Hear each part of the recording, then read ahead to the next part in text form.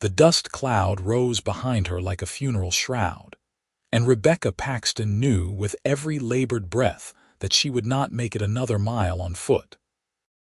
August 1878 had brought unforgiving heat to the Sierra Nevada foothills near Yosemite, California, and Rebecca had been walking for 3 days straight after her stagecoach had been robbed by bandits who had killed the driver and left the passengers stranded 30 miles from civilization.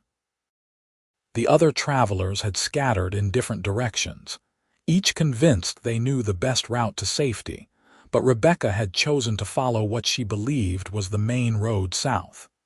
She had been wrong. The rutted path had grown fainter with each passing hour, until it disappeared entirely into scrubland and rocky terrain that seemed to stretch endlessly under the merciless sun. Her water had run out yesterday morning. Her lips were cracked and bleeding, her throat felt like sandpaper, and the heavy wool traveling dress that had seemed so practical in San Francisco now clung to her body like a sodden blanket, despite the dry heat. She had torn away the bustle and petticoats, leaving them behind like breadcrumbs she would never follow back. But it had not been enough. Her vision blurred at the edges, and she stumbled over a rock she should have easily avoided. Rebecca caught herself on her hands, feeling the sharp stones bite into her palms. She pushed herself up, swaying, took 2 more steps and felt her right ankle twist beneath her. The pain shot up her leg like lightning, and she crumpled to the ground with a cry that came out as barely more than a hoarse whisper. She tried to stand again, got 1 foot under her, and collapsed back down. Her body had finally given out.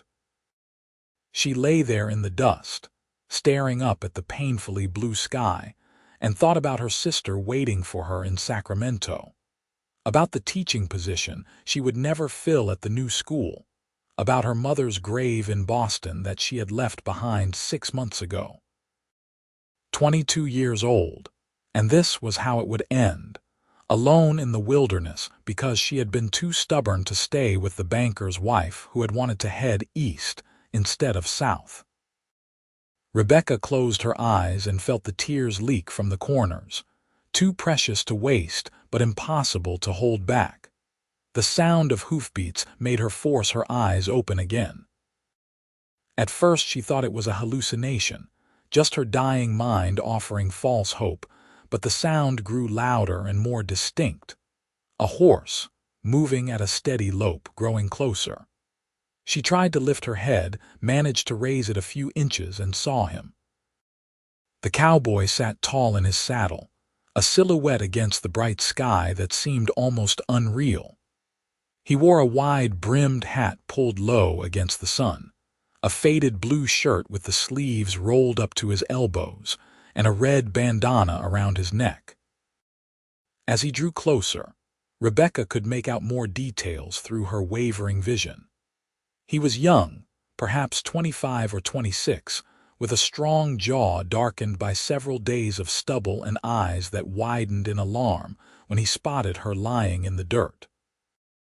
"Holy hell," he muttered, and swung down from his horse before the animal had fully stopped.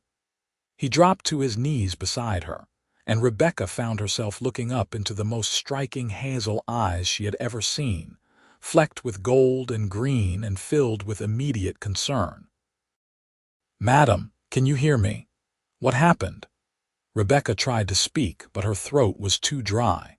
She managed only a faint croak. The cowboy immediately pulled a canteen from his belt and supported her head with surprising gentleness, tipping water carefully between her cracked lips.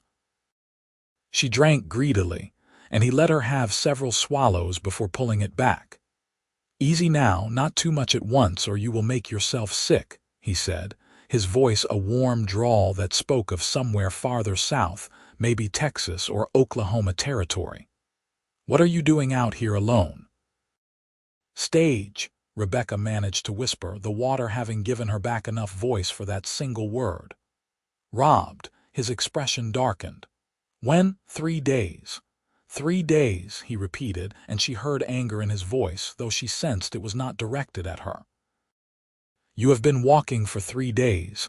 Where are the others, scattered, different directions? Each word was an effort, but they came easier now. I chose wrong. You chose to survive, he corrected firmly.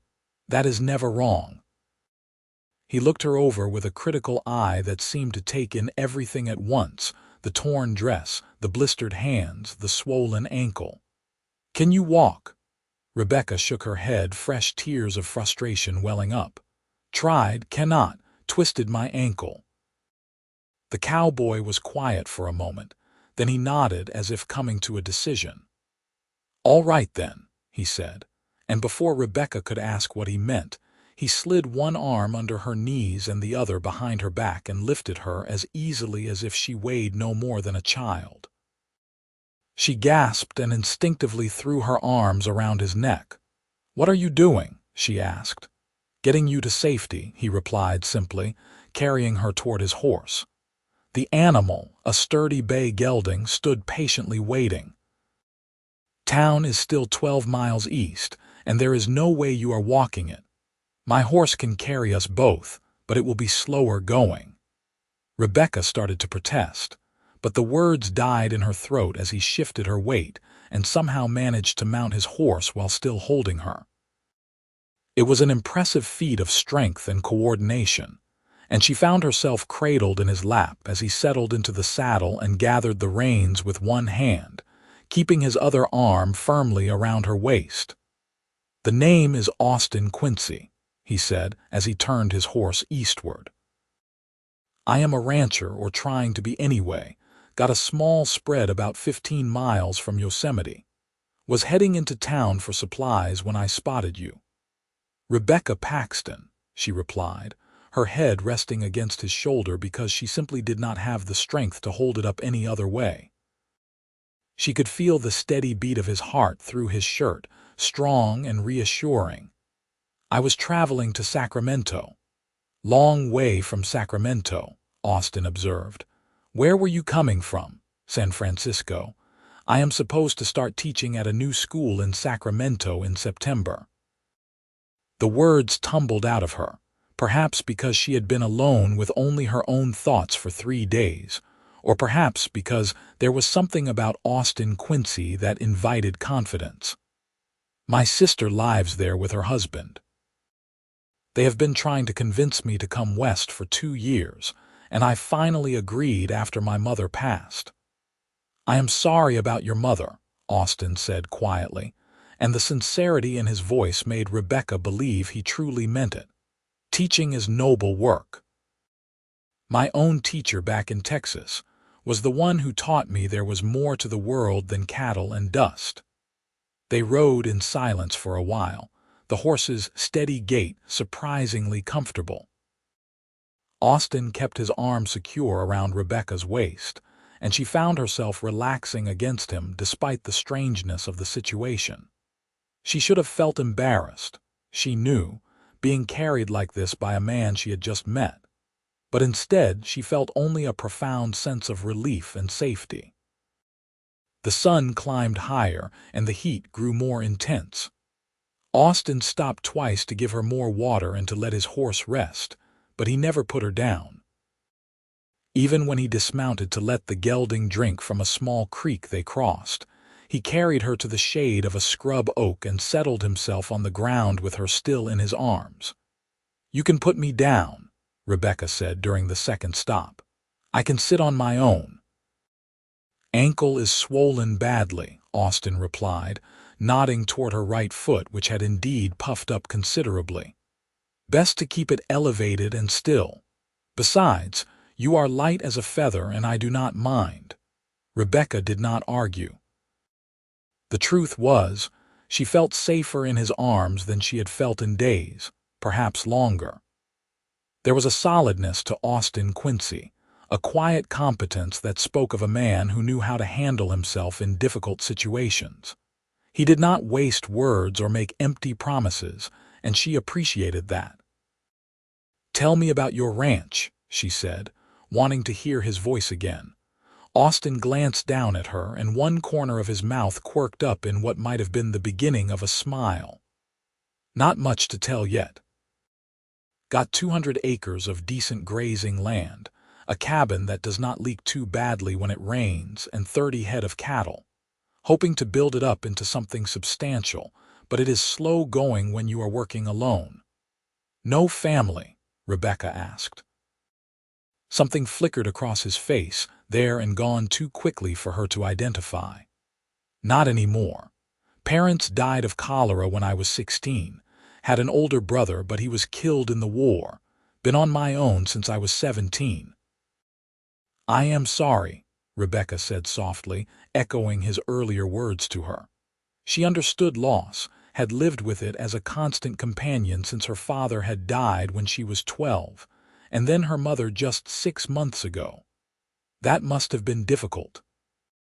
Built character, Austin said with a shrug that she felt through his whole body.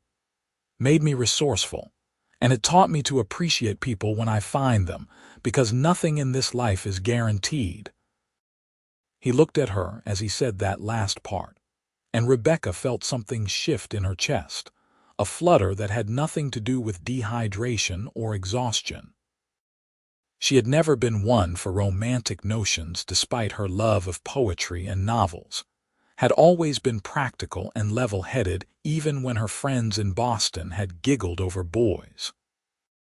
But there was something about the way Austin looked at her, like she mattered, like finding her in the wilderness had meant something more than just the good deed of helping a stranger. They rode on as the day stretched toward afternoon. Austin kept up a steady stream of conversation, telling her about the land around them, pointing out landmarks and wildlife, sharing stories about his attempts to build his ranch and the colorful characters who lived in and around Yosemite. He spoke about the town itself, how it had grown from a small mining camp into a respectable community with a hotel, 3 saloons, a general store, a church, and even a doctor. Doc Henderson is good, Austin assured her. He will fix up that ankle properly. Probably want you to stay off it for a week or 2. I cannot stay in Yosemite for 2 weeks, Rebecca protested. My sister will be worried sick when I do not arrive in Sacramento on time. We will send a telegram as soon as we get to town, Austin said. Let her know you are safe. But you are not traveling anywhere on that ankle until it heals properly, or you will risk permanent damage. Rebecca wanted to argue, but she knew he was right. The ankle throbbed with each of the horse's steps, despite Austin's careful handling, and she could not imagine trying to walk on it, much less board another stagecoach for the long journey to Sacramento. The sun was beginning its descent toward the western horizon when the town finally came into view, a collection of wooden buildings spread along both sides of a wide dirt road, with the Sierra Nevada mountains rising majestically in the background. Rebecca had never been so glad to see civilization in her life. Austin rode straight to the doctor's office, a neat white building with a sign hanging above the door. He dismounted with the same fluid grace he had shown all day, keeping Rebecca securely in his arms, and kicked the door with his boot. Doc Henderson, got an emergency here. The door opened to reveal a portly man in his 50s with wire-rimmed spectacles and shrewd blue eyes that took in the situation immediately. Bring her in, Austin. Put her on the examination table. This time, Austin did put Rebecca down, but with such care and gentleness that she barely felt the transition from his arms to the padded table. She immediately felt the loss of his warmth and steadiness, and had to resist the urge to reach for him. Dr. Henderson examined her thoroughly while Austin explained how he had found her.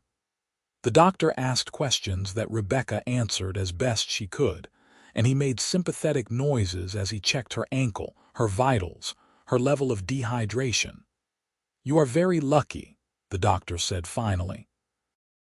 Another day in that heat without water, and we would be having a very different conversation.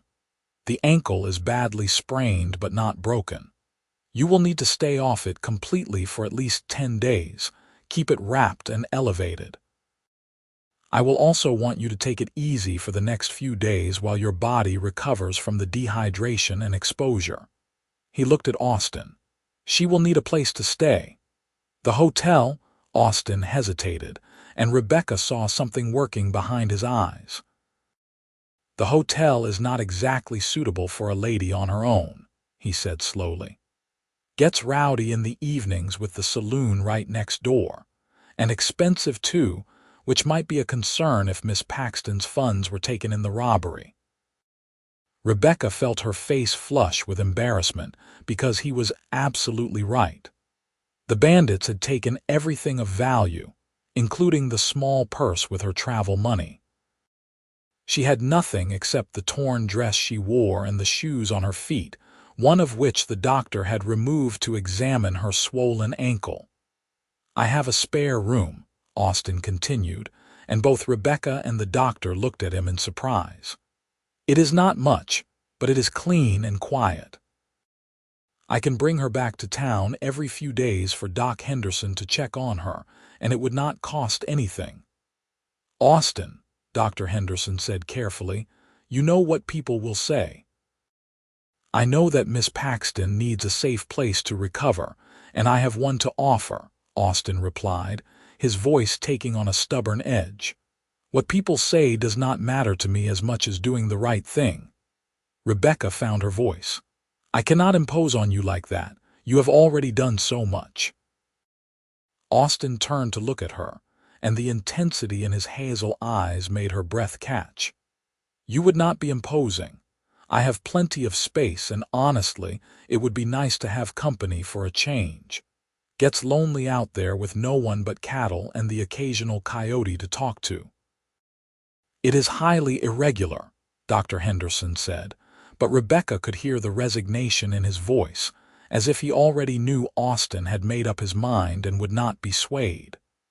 "So is leaving a woman to die in the wilderness," Austin shot back. "But those bandits did it anyway, and here we are dealing with the consequences. I found her, and I aim to see that she recovers properly." Rebecca looked between the two men, her heart doing that strange, fluttering thing again. She knew she should refuse, knew that accepting Austin's offer would be scandalous, and could damage her reputation before she even reached Sacramento. But she also knew that she had no money for the hotel, no other friends or connections in this town, and more importantly, she trusted Austin Quincy in a way she could not quite explain even to herself. "If you are certain it would not be an imposition," she said quietly, "then I would be very grateful for your hospitality." The smile that broke across Austin's face was like sunrise, bright and warm and full of promise. "It is settled then," he said. "Doc, if you can wrap that ankle and give us whatever medicines she needs, I will take her home before dark."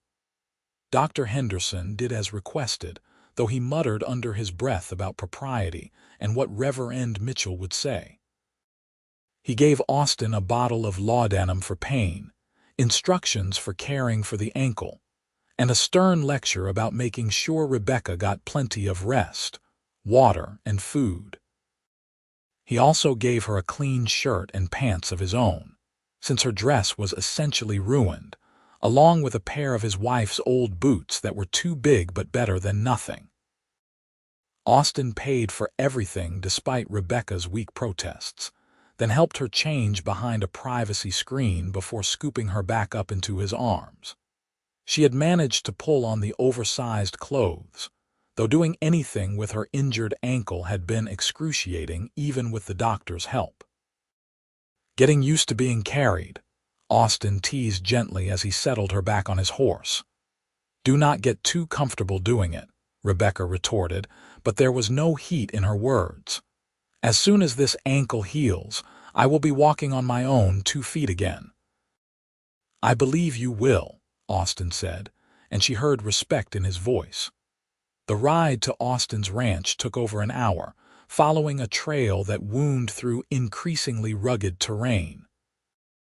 The sun set behind the mountains in a spectacular display of orange and purple and gold, and Rebecca watched it from the shelter of Austin's arms, feeling more at peace than she had in months. The ranch, when they finally reached it, was modest but charming. The cabin was larger than Austin had led her to believe, a solid structure of logs with a covered porch and real glass windows. Behind it stood a barn, several corrals, and what looked like the beginnings of additional outbuildings. It was clear that Austin had been working hard to build something lasting. He carried her inside and set her carefully on a comfortable chair near the fireplace, then lit several lamps to chase away the gathering darkness. The interior was neat and surprisingly homey, with handmade furniture, colorful woven rugs on the floor, and shelves lined with books. "You read," Rebecca said in surprise, looking at the books. Austin glanced at the shelves and shrugged. "Told you my teacher made an impression. I might work with cattle, but I like to keep my mind sharp too." He moved to the kitchen area and started pulling out supplies. "Let me make us some dinner. You must be starving." Rebecca realized she was, in fact, desperately hungry. She could not remember the last time she had eaten anything, possibly the morning before the stage robbery, which meant she had gone 4 days without food. Her stomach growled audibly, and Austin grinned. "I will take that as agreement," he said. "Nothing fancy, just beans and salt pork and cornbread, but it will fill you up." While he cooked, Rebecca looked around the cabin more carefully. It was clear that only one person lived here, everything arranged for Austin's convenience, but it was also clear that he took pride in his home. Everything was clean and well maintained, the furniture sturdy and functional. There were personal touches too. A framed photograph on the mantel that must be his family, a beautiful saddle blanket with intricate patterns hanging on one wall, a harmonica sitting on the windowsill. Austin caught her looking around. "I know it is not much compared to what you are probably used to in Boston," he said, stirring the pot of beans. "It is wonderful," Rebecca said honestly. "You have built something real here, something solid. That takes courage and determination." He looked at her with those searching hazel eyes. "You think so? I know so. I have met plenty of men with grand plans and big talk, but very few who actually follow through and do the hard work. You are doing the work." Austin was quiet for a moment, focused on cutting the cornbread, and when he spoke again, his voice was softer. "My brother used to say that talk was cheap and land was forever. He planned to start a ranch after the war, but he never got the chance. I guess I am living out his dream as much as my own." "He would be proud of you," Rebecca said. "I hope so." Austin brought over 2 plates piled high with food and a cup of water for her. "Eat slowly," he cautioned. "Your stomach needs time to adjust." They ate together in companionable silence, and Rebecca discovered that the simple meal was perhaps the most delicious thing she had ever tasted. Or perhaps it just seemed that way, because she was so hungry and so grateful to be alive and safe. When she had finished, Austin showed her to the spare room, which was small but clean, with a real bed covered in quilts and another window looking out toward the mountains. "I will be right in the next room if you need anything," he said. "Do not try to walk on that ankle. Just call for me and I will come." Rebecca nodded, suddenly overwhelmed by everything that had happened in the past 12 hours. This morning she had been dying in the wilderness, and now she was safe in a cowboy's spare room with a full stomach and medical care and more kindness than she knew what to do with. "Austin," she said as he turned to leave, "thank you for everything. For finding me, for not leaving me there for all of this. I do not know how I will ever repay you." He paused in the doorway and looked back at her, his expression unreadable in the lamplight. "You do not owe me anything, Rebecca." Sometimes we help people just because it is the right thing to do, not because we expect payment." He hesitated, then added, "But I am glad I found you. Real glad." After he left, Rebecca lay in the soft bed and stared at the ceiling, her mind racing despite her exhaustion. She thought about how close she had come to dying, about the improbable rescue, about the man who had carried her for miles without complaint and was now opening his home to her. She thought about his kind eyes and gentle hands, his quiet strength and dry humor, the way her heart had fluttered when he smiled at her. She was being ridiculous, she told herself. She had known Austin Quincy for less than a day. Whatever she was feeling was just gratitude mixed with relief and the aftermath of trauma. It was not real, could not be real. In 2 weeks her ankle would heal and she would continue on to Sacramento, to her sister and her teaching position and the life she had planned. Austin would be just a memory, a kind stranger who had helped her in her time of need. But as she finally drifted off to sleep, it was his face she saw in her mind, and his arms she imagined around her, and deep down she knew that 2 weeks would not be nearly enough time. Rebecca woke to sunlight streaming through the window and the smell of coffee and bacon. For a moment she was disoriented, confused about where she was, and then everything came rushing back. She sat up carefully, wincing as her ankle protested even that small movement, and realized someone had left a crutch leaning against the wall near her bed. "Austin," she called. He appeared in the doorway almost immediately as if he had been listening for her. "Morning. How are you feeling?" "Sore," Rebecca admitted, "but better than yesterday." "That is good. I made breakfast and I thought we could eat on the porch. It is a nice morning and the fresh air will do you good." He came into the room and held out his arms. "May I?" Rebecca nodded, and once again found herself being lifted and carried, this time out to the porch where he had set up a small table with 2 chairs. He settled her into one, propped her injured foot on a stool he had padded with a folded blanket, and brought out plates loaded with eggs, bacon, and biscuits.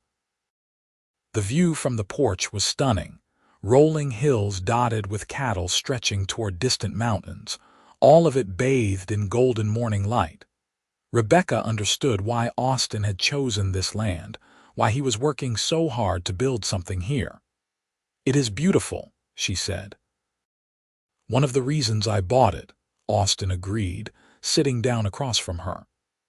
"Every morning I come out here with my coffee and just look at it, and I think about how lucky I am." They ate together, and Austin told her about his plans for the day, checking on his cattle, repairing a fence that had come down in last week's storm, working on the new bunkhouse he was slowly building. Rebecca found herself fascinated by the details of ranch life, so different from her own experiences in Boston, where her days had been filled with books and lessons and social obligations. "Can I help with anything?" she asked. "I feel terrible just sitting here while you work." Austin considered this. "Can you sew?" "Of course." "Then I have a pile of shirts that need buttons replaced and tiers mended if you do not mind. I am terrible at that sort of thing, and I keep meaning to pay someone in town to do it but never get around to it." So Rebecca spent her morning on the porch with a basket of mending, her injured foot elevated, watching Austin work in the distance. He checked on her regularly, bringing water and making sure she was not overdoing it, and each time he smiled at her, Rebecca felt that flutter in her chest grow stronger. The days fell into a comfortable rhythm. Austin would wake early, make breakfast for both of them, settle Rebecca somewhere comfortable with something to occupy her hands or mind, then go about his work. He taught her how to churn butter, how to tell different plants apart, how to read weather in the clouds. In the evenings, they would sit on the porch and talk for hours, sharing stories from their vastly different lives. Rebecca learned that Austin had fought in the last year of the Civil War, despite being only 15, that he had lied about his age to join up after his brother was killed at Petersburg. He did not talk much about the war itself, but she could see the shadows in his eyes sometimes and knew it had marked him. She learned that he loved poetry, particularly Whitman and Longfellow, and that he played the harmonica with surprising skill. She learned that he had a dry sense of humor and a generous heart, that he was patient with his animals and frustrated by his own limitations, that he dreamed of building something that would last beyond his own lifetime. Austin learned that Rebecca had practically raised herself after her father died, that her mother had fallen into a depression that lasted years and left Rebecca to manage the household at age 12. He learned that she loved teaching because she believed education was the key to opportunity, that she had turned down 2 marriage proposals from respectable Boston men because she wanted more from life than just security. He learned that she was stronger than she looked, stubborn when she believed in something, and that she laughed like music when something genuinely delighted her. On the 4th day, Austin took her back to town so Dr. Henderson could check her ankle. The swelling had gone down considerably, and the doctor pronounced himself satisfied with her progress, though he maintained she should stay off it for at least another week. They also stopped at the general store, where Austin bought her a proper dress, undergarments, a pair of boots that actually fit, and various other necessities. Rebecca protested the expense, but Austin was insistent. "Consider it a loan if it makes you feel better," he said. "You can pay me back once you get settled in Sacramento and start earning your teaching salary." At the telegraph office, they sent a message to Rebecca's sister explaining what had happened and that she was safe and recovering. The response came back within hours. A frantic but relieved message from Alina Paxton, Harding, saying she was just glad Rebecca was alive and to take all the time she needed to heal. As they rode back to the ranch, Rebecca noticed how people in town had looked at them, some with friendly curiosity, others with barely concealed speculation. She knew they were gossiping about her staying at Austin's ranch, creating stories about what might be happening between them. She should have cared more, should have been worried about her reputation, but somehow it seemed less important than it once had. "Does it bother you?" she asked Austin as they left town behind. "What people are saying about us?" he shrugged. "I told you before, I do not care much what people think. I know we are not doing anything wrong, and that is what matters. Besides, most of them are just jealous that I have such pleasant company." Rebecca felt herself blush and was grateful that she was sitting behind him on the horse this time, her arms around his waist since her ankle was too much improved to justify being carried. "You are incorrigible." "I am honest," he corrected. "Your company is pleasant, Rebecca." "Probably the most pleasant company I have had since I came to California." That evening, as they sat on the porch watching the sunset, Austin started talking about his plans for the ranch, but with more detail than he had shared before. He talked about where he wanted to build a proper house, something bigger and finer than the current cabin, with separate bedrooms and a real parlor and maybe even an indoor pump for water. He talked about expanding his herd, maybe getting into horse breeding too, since there was always demand for good horses. He talked about someday having a family, children who would grow up on this land and learn to love it the way he did. Rebecca listened with her heart pounding because she understood what he was really doing. He was painting a picture of a future, and she could see herself in it as clearly as if he had come out and asked her directly. "Austin," she said quietly, interrupting his description of the garden he wanted to plant. "Why are you telling me all this?" He fell silent, and for a long moment the only sound was the evening birds and the distant lowing of cattle. Then he turned in his chair to face her directly, his hazel eyes serious and intent. "Because I want you to know what I have to offer," he said. "I know it is not much compared to what you could have, not like what those Boston men probably promised you. But it is real, and it is mine, and I am building it into something good, something that could be ours if you wanted it to be."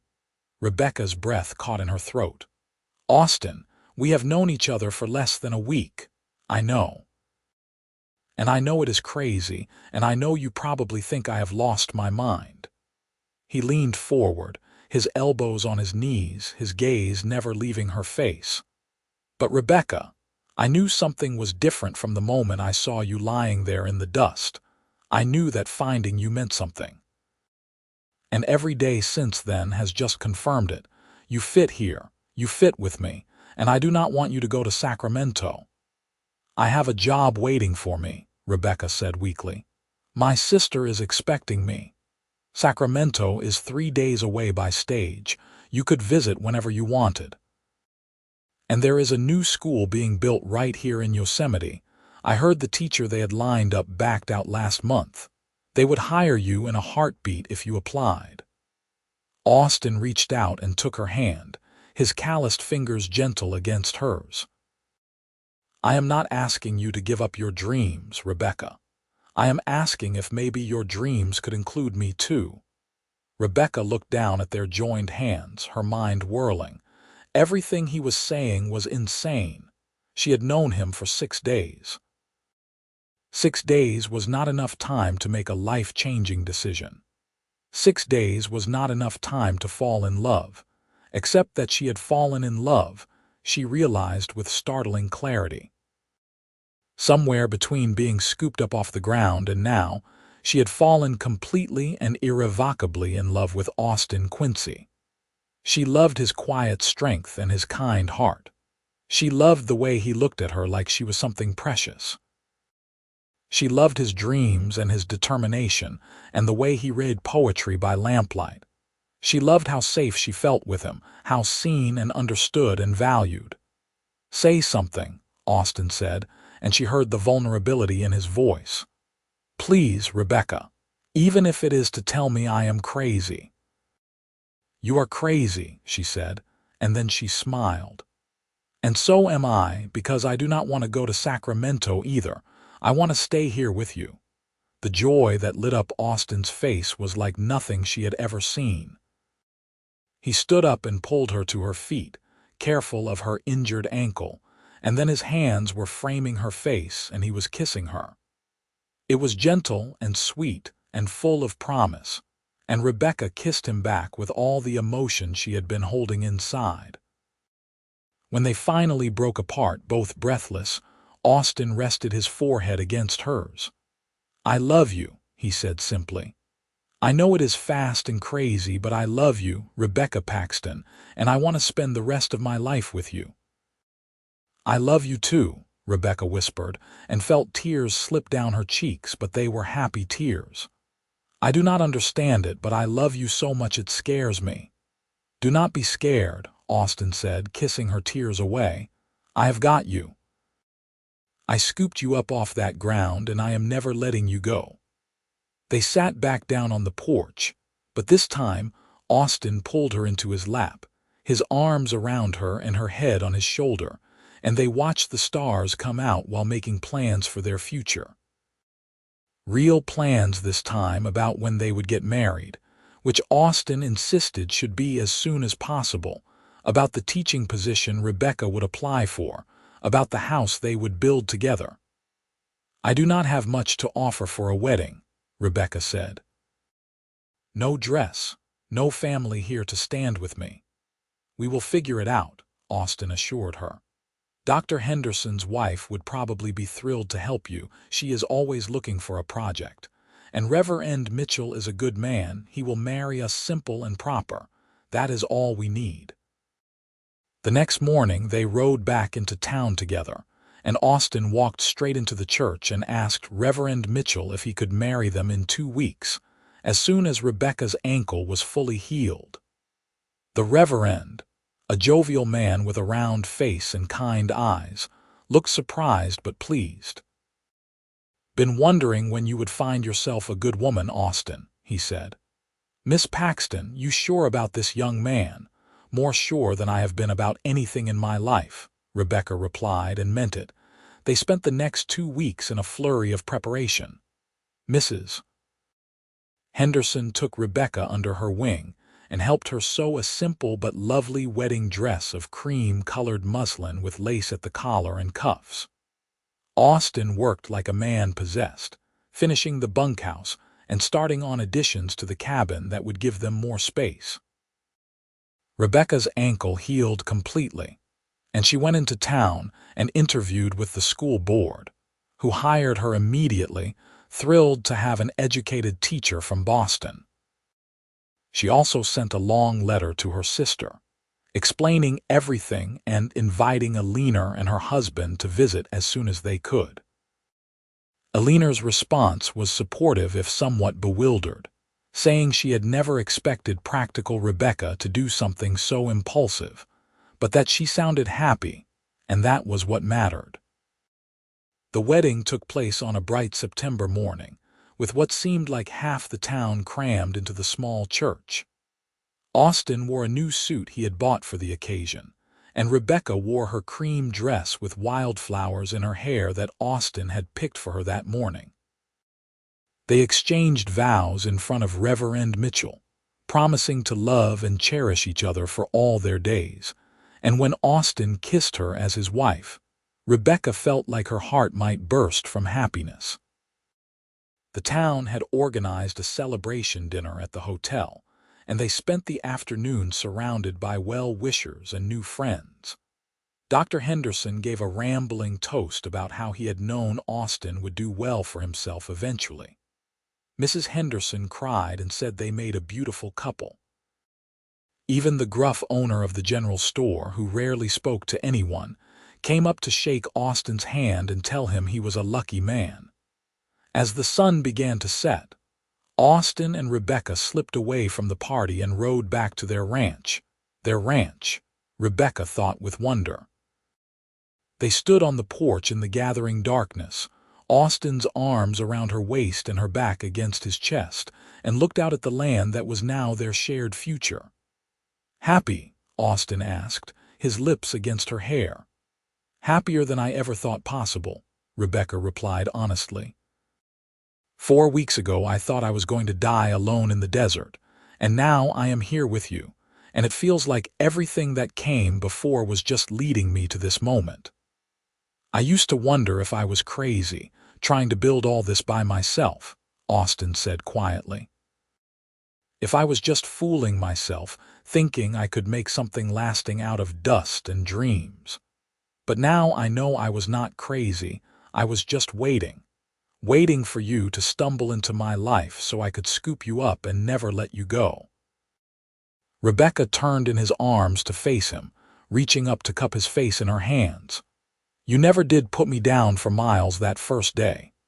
"Best decision I ever made," Austin said, and kissed her again.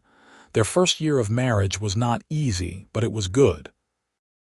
Rebecca started teaching at the Yosemite School in late September, and quickly fell in love with her students, a mix of ranchers' children and townspeople who were hungry for education.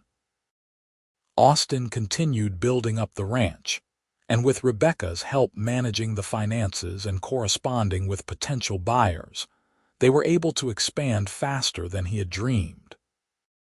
Alina and her husband visited in November and stayed for 2 weeks, and Alina pulled Rebecca aside one evening and said she had never seen her sister so radiant, so clearly in love and loved in return. Rebecca introduced her to all the people who had become her friends in this new life, and Alina declared that Yosemite suited her sister far better than Sacramento ever could have. Winter came, and Rebecca experienced her first Sierra Nevada snowfall, standing on the porch wrapped in Austin's arms as fat flakes drifted down from a gray sky. Austin taught her to ride properly, not just sitting behind him on his horse, but managing her own mount, a gentle mare he had bought for her birthday in January. Rebecca taught Austin to make her mother's apple pie recipe, and it became his favorite dessert. They had fights, as all couples do, usually about money or whose turn it was to do which chore. But they always resolved them by talking things through, neither willing to let anger fester. Austin learned that Rebecca had a fierce temper when truly provoked, but that she cooled down quickly and always apologized when she was wrong. Rebecca learned that Austin could be stubborn as a mule when he thought he was protecting her, but that he would listen if she explained her perspective calmly. In March, Rebecca discovered she was pregnant. She told Austin one evening after dinner, simply taking his hand and placing it on her still flat stomach and saying, "We are going to have a baby." Austin stared at her for a long moment, his eyes wide with shock, and then he let out a whoop of joy that probably scared the cattle and lifted her up and spun her around despite her laughing protests. That night, they lay in bed planning names and wondering if it would be a boy or girl and talking about what kind of parents they wanted to be. Their son was born in November 1879, a healthy baby with his father's hazel eyes and his mother's stubborn chin. They named him Thomas, after Austin's brother, and Austin cried when he held his son for the first time, overwhelmed by the weight of love and responsibility. Rebecca watched her husband cradle their baby and felt her heart expand with a love she had not known was possible. Thomas was an easy baby who grew into a curious, energetic toddler who loved following his father around the ranch. Rebecca continued teaching, taking Thomas with her to school when he was small, and later leaving him with Mrs. Henderson on teaching days. The ranch continued to grow, and by 1882 they had over 100 head of cattle and had hired 2 ranch hands to help with the work. Their daughter arrived in 1883, a tiny thing they named Clara, who had Rebecca's brown eyes and Austin's smile. She was more temperamental than Thomas had been, fussy and demanding, but she wrapped her father around her tiny finger from day one. Austin was a wonderful father, patient and playful, and always making time for his children no matter how busy the ranch kept him. Rebecca's teaching career flourished, and she became known throughout the region as an excellent educator. Several of her students went on to university, a rare achievement in those days, and she took enormous pride in their successes. She also started a small library in the school, collecting books and encouraging her students to read widely, and the community supported her efforts enthusiastically. In 1885, they finally built the house Austin had dreamed about, a large, beautiful structure with 6 bedrooms, a real parlor with a fireplace, and that indoor pump Austin had promised. They kept the original cabin as a guest house, and Alina and her growing family visited every summer and stayed there, the cousins playing together and forming bonds that would last their whole lives. More children followed, another son named James in 1886, and another daughter named Sarah in 1889. The house that had seemed so large when they built, it was now filled with noise and laughter, and the chaos of 4 active children. Austin expanded the ranch to over 500 acres, and they became one of the most successful cattle operations in the region. Rebecca cut back on teaching to part-time, focusing on the older students while a younger teacher handled the basics. On their 10th anniversary, Austin took Rebecca back to the spot where he had found her all those years ago. They rode out together, leaving the children with Mrs. Henderson, and sat on the same ground where Rebecca had collapsed, where her life had nearly ended and instead had truly begun. "Do you ever wonder what would have happened if I had chosen a different path that day?" Rebecca asked, leaning against her husband's shoulder. "If I had gone east with Mrs. Pemberton instead of south?" "No," Austin said firmly, "because I do not believe it was random chance. I think you were meant to end up on that ground and I was meant to find you. Some things are just destiny, Rebecca." "Destiny," she repeated, smiling. "The practical rancher believes in destiny." "The practical rancher believes in his wife," Austin corrected, kissing the top of her head, "and in the miracle that brought her into his life. I thank God every single day that I decided to ride into town for supplies that morning, that I took the trail I did, that I saw you when I did. Best day of my entire life." "Second best," Rebecca corrected. "Our wedding day was the best." "Fair point," Austin conceded. "Though the days our children were born are pretty high on the list too." They sat there for a while longer, remembering and planning and simply being together, and then they rode back home to their children, their ranch, their life. The years continued to pass, marked by the steady rhythms of ranch work and teaching, of children growing and new calves being born each spring, of summers on the porch and winters by the fireplace. Thomas grew into a responsible young man who loved the ranch as much as his father did, and Austin began teaching him everything he knew about running the operation. Clara discovered a talent for drawing and painting, covering the house with pictures of the family and the landscape. James was the quiet one, always reading, and Rebecca saw echoes of her younger self in him.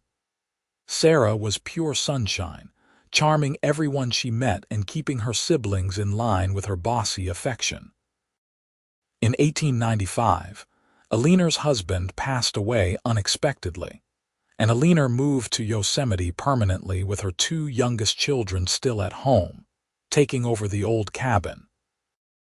Having her sister close by was a gift Rebecca had not expected, and the two women grew even closer than they had been in their youth, supporting each other through the challenges of aging and motherhood and life. Thomas married in 1898, a sweet girl from town named Mary, and they built their own house on the ranch property. Austin officially made Thomas a partner in the operation, and Rebecca watched her husband take enormous pride in knowing that everything he had built would continue after him. Clara followed her artistic dreams to San Francisco to study at the new art school there, writing home frequently about her adventures and sending paintings that Rebecca hung prominently throughout the house.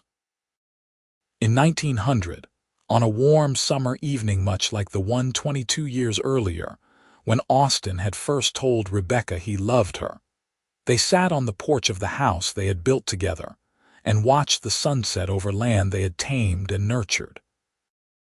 Their grandchildren played in the yard, Thomas and Mary's 3 children shrieking with laughter as they chased each other.